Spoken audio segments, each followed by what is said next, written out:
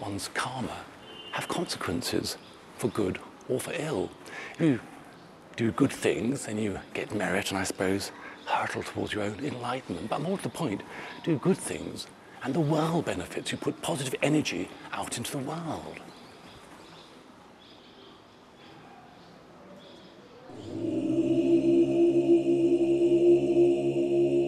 The events of Buddha's life and teachings were celebrated through ceremonies and rituals that dominated life in Tibet.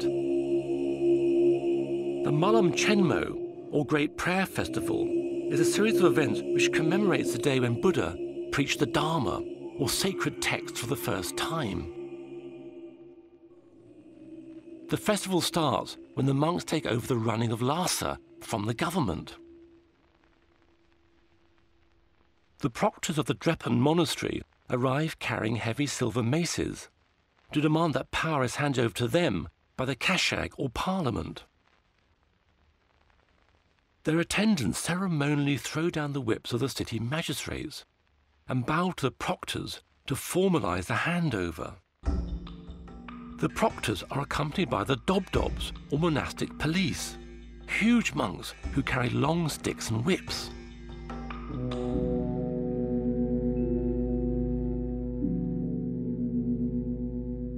Wearing padded robes, their job is to intimidate and control the crowd of 20,000 monks who flood the city for the festival.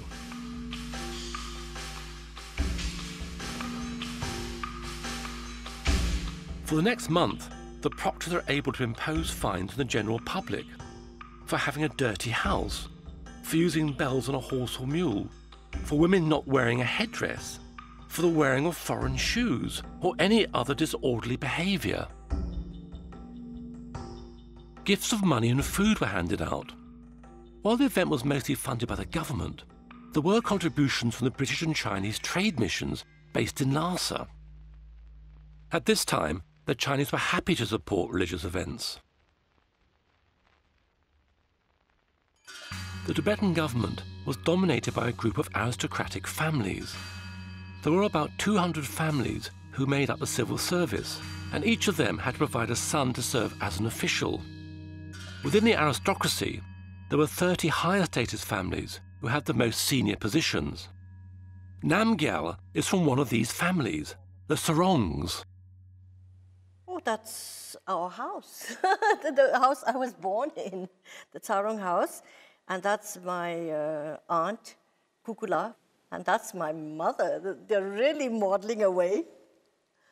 It seems quite strange that they are modeling, because we never even heard of this in Tibet, nor did anybody do that, you know. It seems quite strange. I'm sure Auntie Kukula must have arranged this. I think they had a British governess, and so she must have taught my mother how to walk. Yeah, they're wearing the Lhasa ceremonial costumes. Kukula is considered very beautiful, and she's really beautiful in here, I must say. And you notice here, this is also in our garden. We had one of the best gardens also in Lhasa, because my grandfather himself, he worked in the garden, and also he made all the family members come and work. And each child had a tree. We had to water the tree, fertilize it, and we were only allowed to take the fruits of that tree and no fruits from the other trees. So we had strawberries, we had gooseberries, we had pears, everything. In this picture, you see my aunts together with my grandfather. They had the same father, Sarong, but their mother, they had 3 different mothers. They were 3 sisters from the original Sarong family. This sort of family structure was not unusual in Tibet. Men could marry a number of women, and even women could marry a number of men. The reason is to keep the family wealth together. Married out, the brothers had several wives. They're bound to be troubles, and then they might say, okay, we want to separate the land. So they usually had brothers marry one daughter, or the daughters marrying several brothers, so on. It was very common. Divorce did exist, and usually what happened was during marriage, there is a contract. get made. And then usually most of the divorces, the wife would be well looked after when she leaves the home. And if there's a son, the son stays with the father and the daughter stays with the mother. So there's no custody of children fighting about it. Automatically, the daughter goes to the mother, the son goes to the father. They could also remarry. We had no problems about divorcees or widows remarrying. In fact, if they were younger, they were encouraged to marry. This massive civil and monastic bureaucracy within Lhasa was about to be led spiritually, if not politically, by the 5-year-old Dalai Lama. Before his official enthronement, he stayed at the summer palace, the Norbalinka.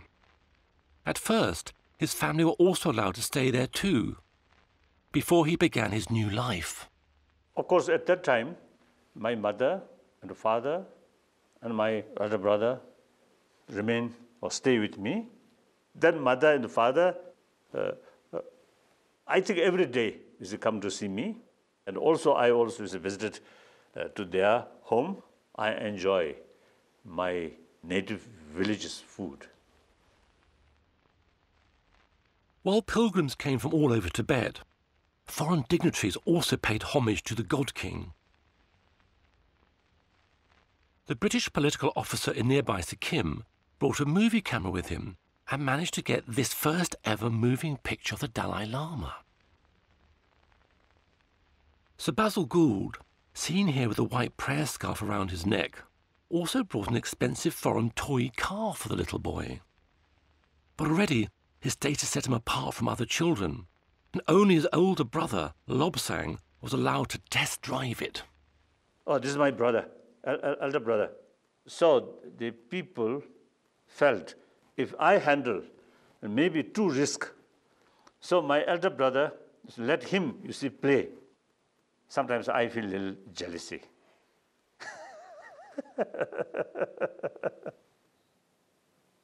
Somebody's in the car. I wonder if that is my husband. It's him? Namgyal married the Dalai Lama's older brother, Lobsang, in 1962.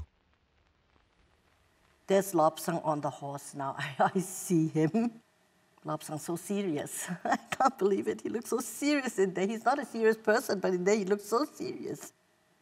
Now that is a very nice picture, yes, of Lobsang's father with his mother going in front of him.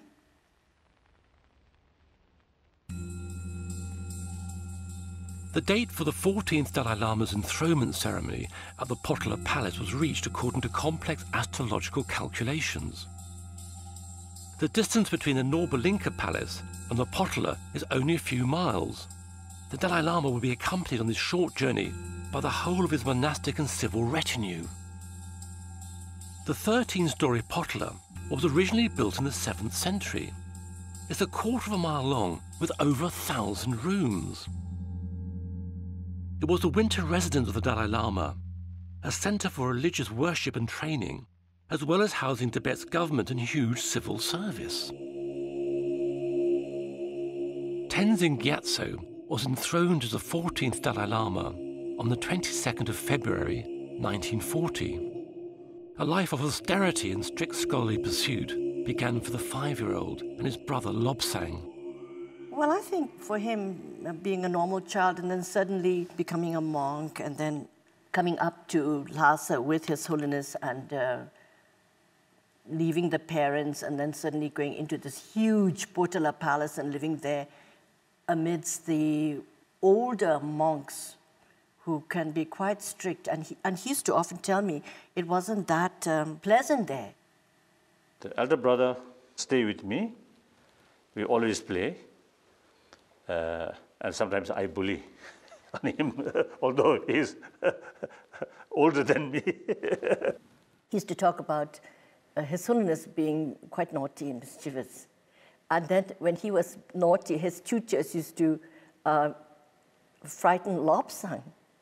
And then he said, then His Holiness, he used to get into a lot of very nice games, running around, and then feeding the birds outside on the roofs. That was the greatest fun. Here were these two little boys